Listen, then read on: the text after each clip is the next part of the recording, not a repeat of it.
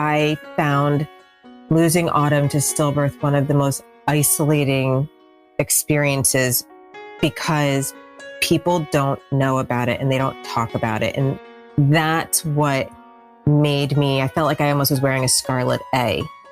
I didn't feel comfortable talking about it. I didn't feel comfortable with what cards I'd been dealt because it wasn't something that people talked about. Welcome to Difficult Conversations, Lessons I Learned as an ICU Physician with Dr. Anthony Orsini. Dr. Orsini is a practicing physician and president and CEO of the Orsini Way. As a frequent keynote speaker and author, Dr. Orsini has been training healthcare professionals and business leaders how to navigate through the most difficult dialogues. Each week, you will hear inspiring interviews with experts in their field who tell their story and provide practical advice on how to effectively communicate. Whether you are a doctor faced with giving a patient bad news, a business leader who wants to get the most out of his or her team members, or someone who just wants to learn to communicate better, this is the podcast for you. Well, I am honored today that the Orsini Way has partnered with the Finley Project to bring you this episode of Difficult Conversations, Lessons I Learned as an ICU Physician. The Finley Project is a nonprofit organization committed to providing care for mothers who have experienced the unimaginable, the loss of an infant. It was created by their founder, Noelle Moore, whose sweet daughter Finley died in 2013. It was at that time that Noelle realized that there was a large gap between leaving the hospital without your baby and the time when you get home that led her to start the Finley Project.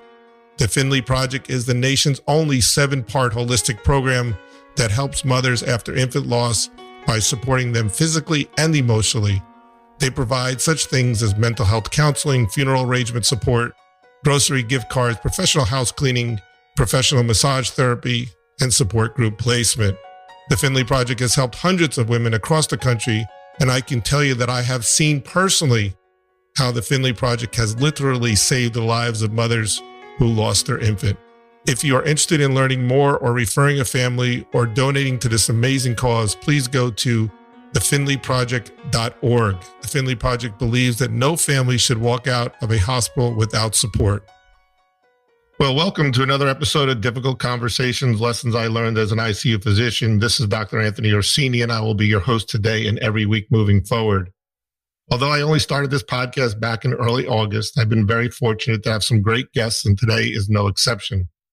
As with every episode, my promise to each and every listener is to leave feeling inspired, learn a little more about communication, especially during those times of our lives that are most critical. This week is no exception. Today, I have the honor to have a conversation with Debbie Haine. Debbie is a good friend, someone who I worked with before, and someone who I admire a great deal. On July 8th, 2011, Debbie's daughter, Autumn Joy, was born still, and as expected, her life would never be the same. Debbie experienced a loss such that few people could ever imagine, but somehow out of the tragedy, she made it to the other side. Since that horrible day in 2011, Debbie has been a dedicated and tireless advocate of stillbirth rights and research at both the state and national level. She's been working tirelessly towards improving stillbirth outcomes and to raise stillbirth awareness. Debbie's horrific experience regarding the care she received when her daughter Autumn was born still led her to push for state and national reform. In 2013, Debbie assisted in drafting New Jersey's first ever stillbirth legislation. And in June of 2014, Governor Chris Christie passed the Autumn Joy Stillbirth Research and Dignity Act. Later that year, Debbie founded the 2 Degrees Foundation, a New Jersey-based organization dedicated to giving her family in the state a fighting chance against stillbirth. Most recently, she's been working with healthcare professionals, key opinion leaders, and the Senate Majority's office to bring her vision for the first ever stillbirth-focused center in the country to her home state of New Jersey. And after much hard work, on March 5th, 2020, Senate Majority Leader Loretta Weinberg introduced the Stillbirth Resource Center. The Stillbirth Resource Center would help to fill many of the gaps related to stillbirth, especially with regards to data collection. It's hoped that the research conducted by the Stillbirth Resource Center will result in real solutions that will one day prevent or greatly reduce the incidence of stillbirth births. Debbie's also a member of the Stillbirth Advocacy Working Group, co-chaired by the International Stillbirth Alliance and London School of Hygiene and Tropical Medicine. Debbie resides in New Jersey with her husband and 2 children. Well, Welcome, Debbie. Well, thank you for having me, Tony. Happy to be here. And first of all, thank you so much for taking the time to be here. I know your schedule is very busy. You work tirelessly towards stillbirth advocacy, and I'm really happy. And I think my audience is in for a real treat today. To me, you're really the epitome of someone who experiences tragedy and then takes that tragedy to use it towards making the world a better place. My mother always used to tell me as we were growing up, always leave a place better than you found it. And I think that you're the epitome of someone who's experienced something horrible, but then wants to do everything possible to make sure that this doesn't happen again to someone else. So I'm really honored that you're here. And I know your story. You and I have known each other, I think probably about 4 years now. We've worked together. You were an instructor for Breaking Bad News. And you've always had some really great advice for the people that we train, the young doctors. But if you would just take a moment and tell the audience about the day that Autumn was born and what happened subsequently after that. And maybe perhaps we'll talk a little bit later about the communications that happened before and after. Sure. Actually, my story starts on July 7th. During my routine second trimester checkup, the doctor told me that she couldn't detect Autumn's heartbeat. It was the most innocent of moments that took a horrifically tragic turn. And on July 8th is when I gave birth to Autumn. Nothing can prepare you for the moment that you deliver your dead baby. Mm-hmm. For me, it was like a switch had flipped. My life irrevocably changed the second that I brought Autumn into this world. I was devastated and mad beyond words. For me, I couldn't wrap my head around how something like this could happen to me. Bad things like this happen to other people. And here I was, my daughter, dead, stillborn, and I didn't know why. I thought at this point, I've written about this a lot. I've said that, I thought I'd paid my dues to the fertility gods. I had almost died due to a late presentation of group B strep after the birth of my first daughter, and had then subsequently the following 2 years suffered 2 miscarriages. I always believed that after my first trimester, I was good to go. I didn't think that much more could possibly go wrong. Up until the point that I lost Autumn, I honestly really didn't even know what the true definition of stillbirth was. No one could explain to me at that time why she died or promise me that it wouldn't happen again. I really, truly was at a loss. I'd, at that point, 3 failed pregnancies in a row after a seamlessly easy first pregnancy.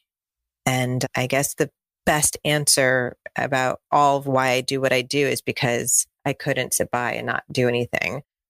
I was compelled to give Autumn a voice. I couldn't let her life be lost in vain. I wanted to do more for my living daughter, Maya, because we also still don't understand if stillbirth is hereditary.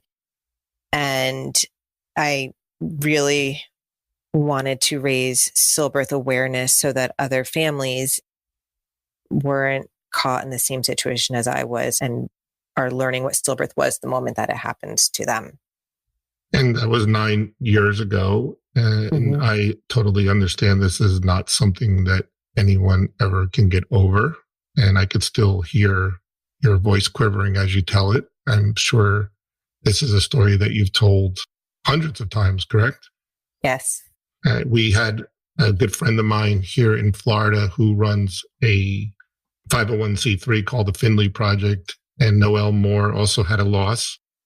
And I know her story just as well as I know yours. And one thing in common is she still gets choked up whenever she tells that story. So I can't even imagine what it must be like for you.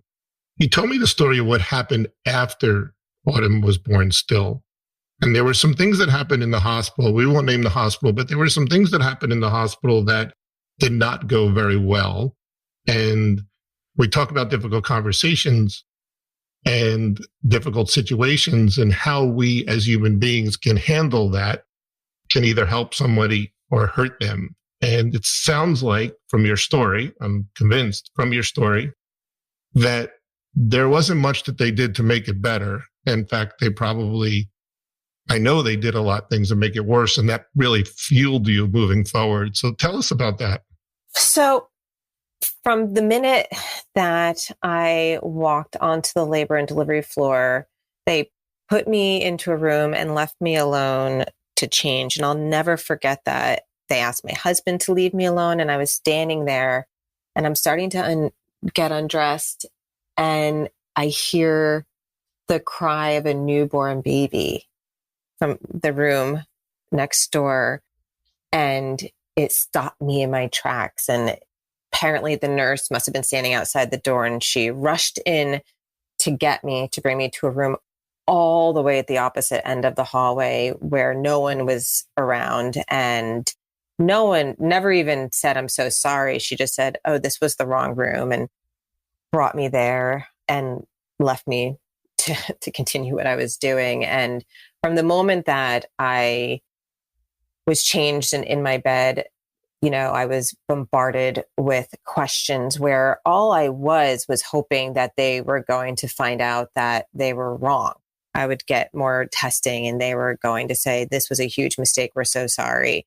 So I was really in denial of what was going on at that moment. And I'll never forget, the social worker came in and started asking me about all these questions about what I wanted to do, and hold the baby, take pictures of the baby, take pictures with the baby, all these things that I couldn't wrap my head around. And, I will regret it for the rest of my life. But I said no, because I could not. I wanted it to stop. I wanted her to stop asking me questions. I wanted her to go away.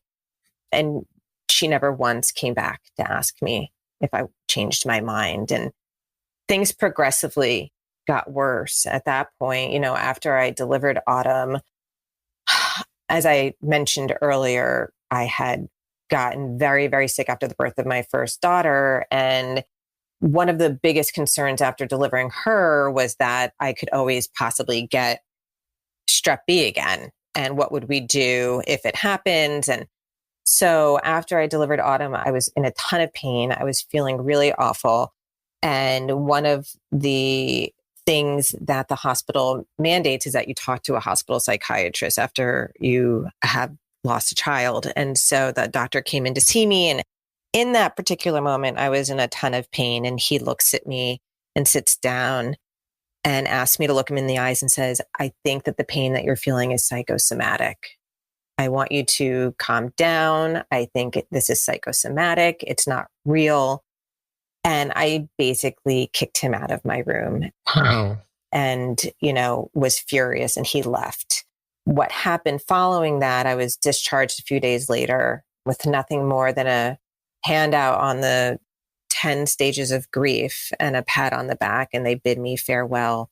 And it just so happened that I was still continuing to be in a ton of pain. And I was readmitted the next day to the hospital, and realized as I was trapped in a room by myself, not on a labor and delivery floor, no one was checking on me, that I was super anxious and really unhappy and wasn't quite sure how to manage. And so I asked the nurse for some anxiety medication, and I had to speak with a hospital psychiatrist for them in order to fill my request. So the same doctor came to see me and without even looking at my chart, sits down and says, "I see that you're looking for anxiety medication. Aren't you breastfeeding?" Oh my God. I had a few choice words for him, and he left. And within 2 minutes, I had some, I think, Xanax sitting in my hand. And so I left there angry and really mad at how I was treated. And it didn't help matters that after I came home, all I did was try to search for answers. I wanted to understand what had happened. And I was calling a number of different organizations. There aren't that many that you can find that focus on stillbirth. And I'll never forget, I called one and I was crying, and I explained what happened. And I said, I see, I've been told I had a fetal demise, but I also see that there's this stillbirth, and are they the same thing? And the woman on the other end of the line said, "I don't know. Let me call you back." And she never called me back. And from that moment on, I had it. what can I say? I'm a Jersey girl. I was done. I was like, I'm going to fix this for others. It's unacceptable. It's inexcusable how I was treated. It's unacceptable that people who supposedly even work at organizations that seem to be focused on stillbirth don't know the definition of what one is, let alone don't call someone back who is just hysterical on the phone. So yeah, unfortunately, I don't have a positive story or a conversation that propelled me down this path of advocacy. It was all really bad. And I just was not okay with it. But there were opportunities along the way at the hospital and during your grieving period and during your tragic loss, that there were opportunities for people to have a conversation with you that might have made it a little less worse, or at least not made it worse, because correct me if I'm wrong, it sounds like there were people who said things that made things even worse. Absolutely. And there is a huge opportunity to, and it's true, nothing can make it better, but there is an opportunity there to not make someone feel worse about the situation that they are in, and to support them and at least and give them a platform to jump off of when they're ready. I was basically thrown into a deep, dark ditch and left to find my way out on my own. For the audience out there, and for you, I'd say you and I have had this conversation before. There's two things going on right now that we're trying to fix in medicine. One is that things to people who see something every day sometimes become routine. And in medicine, I do a lot of teaching of patient experience. And one of the things that I stress, I call imagination. And what happens in medicine is that this may have been the 5th stillbirth of the week for that very large hospital. I know what hospital it was, but it's your stillbirth. It's the only one that you'll ever have. And in order for the people who are entering that room to genuinely feel the empathy, and actually it's not empathy, it's compassion, and I'll tell you what the difference is in a second, they need to take a moment to imagine what it's like. And so things become routine, and it sounds like that was the first error that everyone did at that hospital. And we talk about empathy and compassion, and during my lectures, empathy is understanding someone's pain. And people can be empathetic, that's great. Compassion takes it to a whole new level. Compassion in Latin means with pain. And so it means that you're actually feeling that person's pain. And the only way to get from empathy to compassion is through imagination. There were a lot of opportunities for those nurses and that psychiatrist to take a moment and remind themselves that this is what's going on with Debbie, and imagine what it would be like to be her. None of us can really truly imagine that, but at least try. And the conversation would go better. So we talk about learning how to communicate, and there's a lot of do's and don'ts. And you and I have worked with Breaking Bad News, and I train physicians all over the country on how to do that. But a major step is just take the time and imagine what it would be like. And most people's compassion will flow. It really does surprise me that the psychiatrist was the conversation that you remember as being the worst, because one would think that the psychiatrist would be best at it, right? One would think and hope that's not the case. And I will note that I did write a letter to the hospital because I was so floored. But they seem to just say, thank you for your time. We will make sure to speak with him. And the second thing that's happening here, so you have number one, what's going on is that we failed to take a moment to imagine that this is the only stillbirth that Debbie is having at this particular moment. And secondly, no one wants to give bad news. No one wants to be around tragedy because it reminds all of us of what could happen to us. And so we're uncomfortable. Then you take nursing school and medical school that totally ignore this topic. They don't teach you what to say. They don't tell you how to say it. And so now you're asking someone who's stressed out. This is no excuse. I'm just trying to explain it to the audience. They're stressed out. They were never taught to take the moment to imagine. They were never taught what to say. And all of a sudden, we end up with making a horrible, horrible nightmare worse, which is hard to do. It's hard to take something like that and make it worse, but they did. They did. Yep, they did. So even the people that you reached out to didn't have great conversations with you. They put you on hold and told you they call you back. And instead of going downward in a downward spiral, this is what I really, really respect you for. You said your jersey came out and you said, I'm going to fix this. Right. And tell me what you did after that. I started writing. I wrote a lot. I was fortunate enough to write a piece that got picked up by the New Jersey Star-Ledger, which is the largest paper here in New Jersey. And it got the cover of the opinion page on a Sunday. And somehow it landed on the desk of the Senate Majority Leader here in New Jersey, Senator Loretta Weinberg. And she showed compassion and empathy for what I had been through.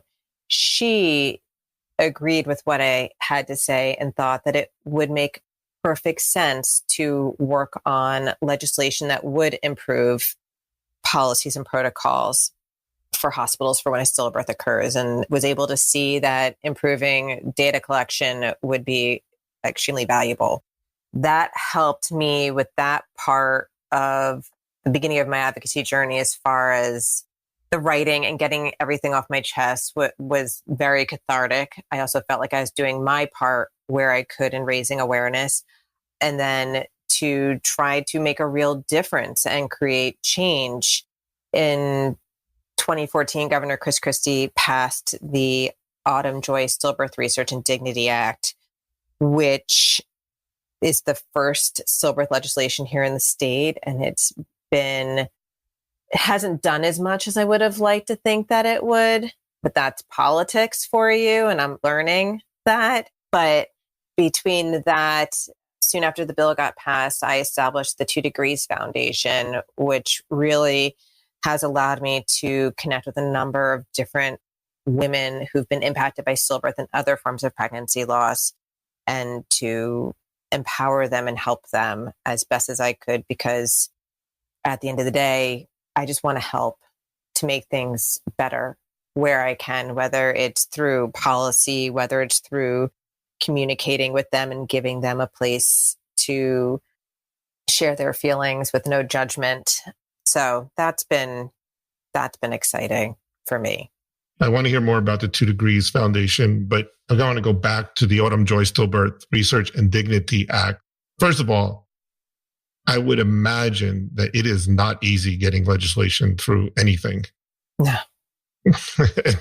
But what does the Autumn Joy Stillbirth Research and Dignity Act do at its finest? If the politics didn't get into the problem, what should it do? In its most simplest basic form, the purpose behind it is to improve data capture around stillbirth events, establish more consistent protocols for when a stillbirth occurs in a hospital, and increase sensitivity around those protocols for suffering families. Clearly, there were no protocols at the hospital that Autumn was born. Clearly, there were none. No. And now, hopefully, that hospital does have policies. Yes, I hope. Unfortunately, I've spoken to other women who've delivered there over the past few years, and they have not really improved much of what they had going on. So you have a lot of work to do then, and I know that you're not going to stop doing that. Was there any conversation, because we always want to inspire and give advice, was there any conversation or any opportunity to have a conversation along your journey that someone could have said to you? What advice would you give to someone who said, I'm in this situation, this woman just had a stillbirth, and I need to go in the room, whether I'm a doctor, a nurse, a social worker? What would you say, Debbie, to them? This is what I would have needed. This would have been a good way to approach this. Tough question, I know. It's a really tough question. I truthfully don't think there is a lot to say. I found losing Autumn to stillbirth one of the most isolating experiences, because people don't know about it and they don't talk about it. And that's what made me, I felt like I almost was wearing a scarlet A. I didn't feel comfortable talking about it. I didn't feel comfortable with what cards I'd been dealt. It wasn't something that people talked about.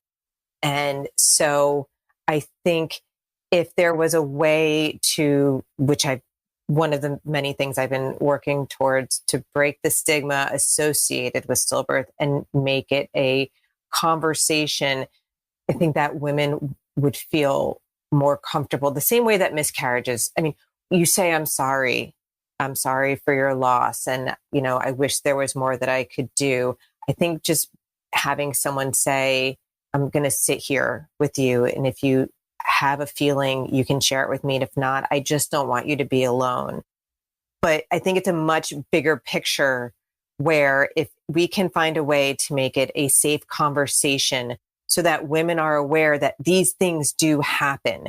Do they happen to everyone? No. But are they happening? Yes. Are they happening too much? Absolutely. And I think that if women are aware of it and it happens, you're not dealing with all those other emotions on top of finding out that you've lost your baby, the guilt that you feel that maybe you did something wrong or everyone else is having babies, but you didn't. I think that would just help soften, the quote blow of this news that you get when you find out that your baby has died. It's a conversation, a difficult conversation that people don't want to have because they feel uncomfortable. I'm surprised in the 25 years I've been practicing medicine, for instance, how many times people have twins. Mother has twins and one is stillbirth. And the baby that survived is with the mother. And doctors and nurses will come in and say, congratulations, and pretend that the other baby didn't really exist. And it's not that they're not good people. They're all good people. It's just uncomfortable. It's uncomfortable. And what I do is I make it a point to say, I'm sorry for your loss. And you can see the parents really do appreciate that there's a reason why this baby has a B after their name. Mm-hmm. And that we know that baby has a B after their name because it's a twin. And the other twin was born stillbirth, but we're going to almost pretend that baby wasn't here. And just as you said before, just maybe sitting there, maybe the best advice we can give to the audience is sit there and say, I'm here. If you want to talk, I'm here. Whatever you need, I'm here. One of the big mistakes that your hospital made is that they should have taken pictures. They should have encouraged you to hold your Autumn. If you didn't want to, that's perfectly your choice. We have babies in the NICU and in OB that pass away, and I'll ask the mother if she wants pictures, and many times they'll say no. But usually I'll follow that up with, well, how about I take some pictures? I hold them, and if you want them, you could always call me. And our hospital does do that, and I've been very fortunate to work at hospitals that have done that. And statistically, 90% of mothers do pick up the phone later on and say, do you have those pictures? Sometimes it's up to several months. In fact, if I'm not mistaken, most hospitals keep those pictures for 1 year. They do. And trust me, I called and they didn't. Because you don't know. And that's what I want physicians out there and nurses to know, that you're acting the way you're acting. And one thing that we know that 90% of mothers are going to want those pictures later, but you didn't know that at the time. And the mother that says, I don't want the pictures, didn't know that at the time. So it's an opportunity for you to say, I'll take the pictures. I'll just hold them for you, because you know that they're going to call back. And if they don't, that's fine. But I think the best lesson that you taught us is there's really not much that you can say what to say, but just be there. It's your actions, being there. And I will just add that I think it would be fair to also ask if they have a name for their baby. And then you can call their baby by their name, because they were alive at one point. They're still their baby and will always be their baby. So yeah. That's great advice. Yeah. And it's something that we sometimes forget, but you do have to do that. And I think that's really fantastic advice. Tell me about the 2 Degrees Foundation and how we can help and what you're doing with it and all the exciting things and how the audience out there can get involved. Well, our mission and vision is pretty simple. We want to provide every family in New Jersey a fighting chance against stillbirth. We're Jersey. New Jersey's stillbirth rate's been holding steady at approximately 700 stillbirths a year. And those are only the ones that are recorded. And, as with most adverse health outcomes, there are longstanding and persistent racial disparities with regards to stillbirth here in the state. African American women experience stillbirth at more than 3 times the rate than Caucasian women. And it's simple, more needs to be done. Everyone deserves the opportunity to have a healthy baby.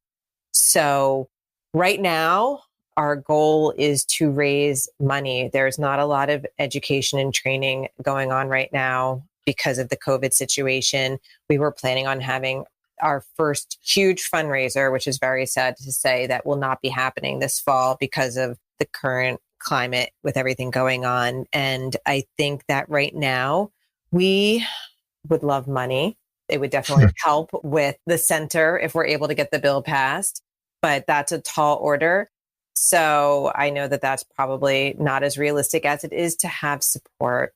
Please become a member, join us and follow us on social media so that you can learn about what we're trying to do. And if and when the opportunity presents for them to help, whether they ask to volunteer or whether they ask if they could donate, they know how to find us because, as you said before, I am not going anywhere. 2 Degrees is not going anywhere. And we have some big plans. So hopefully we can make them all happen at some point in the future. The world needs more Debbie Haines, and that's for sure. And because you are not going anywhere, and I like that. And you are not going to stop until you get what you need. And I think you should, because it is something that wasn't being talked about enough. I think thanks to you and other organizations that we're changing that. If they want to donate or get involved, what's the website that they should go on? It's www.the2degrees.org. And I've been on the website, and it's a fantastic organization. Debbie and I have worked together on different Breaking Bad News projects. I hope that we can work together again. Debbie, in closing, before I say thank you and goodbye, any words of wisdom to people out there? One word of wisdom to the healthcare professionals on what they can do to help, and a word of wisdom to mothers who have just experienced stillbirth. My words of wisdom to the healthcare professionals is to be respectful, compassionate, and empathetic. Even if you're having the worst day ever, you're not having as bad a day as that family, that couple, that mother is having. My words of wisdom to mothers are simple. Be kind to yourself. There is no rule book as to what this looks like or what you're supposed to do. Follow your gut, believe in yourself, and know that if you find that you want to advocate for yourself in future pregnancies or any other time, do it. I want to empower women more than anything to speak up for themselves and never doubt themselves. That's great advice. If you are a healthcare professional, or if you are a mother who's experienced a stillbirth, or someone out there who just wants to help this cause, please go to the 2 Degrees Foundation, donate your time, donate your money if you can, whatever you can do, because it is something that we really need help with. And we need more Debbie Haines out there. I just want to say thank you again, Debbie. If you enjoyed this podcast, please go ahead and hit the subscribe button, download, and leave a review. If you need to find out more about what we do at the Orsini Way, you can go to the orsiniway.com website, and you can email me or contact us through that. Debbie, thank you again so much. Thank you for being you. You certainly were inspiring, and you certainly gave some great advice to people. And I think I accomplished my task to the audience today. So thank you very much. Thank you for having me. It was a true honor. Well, before we leave, I want to thank you for listening to this episode of Difficult Conversations, Lessons I Learned as an ICU Physician. And I want to thank the Finley Project for being such an amazing organization. Please, everyone who's listening to this episode, go ahead, visit thefinleyproject.org, see the amazing things they're doing. I've seen this organization literally save the lives of mothers who lost infants. So to find out more, go to thefinleyproject.org. Thank you, and I will see you again on Tuesday. If you enjoyed this podcast, please hit the subscribe button and leave a comment and review.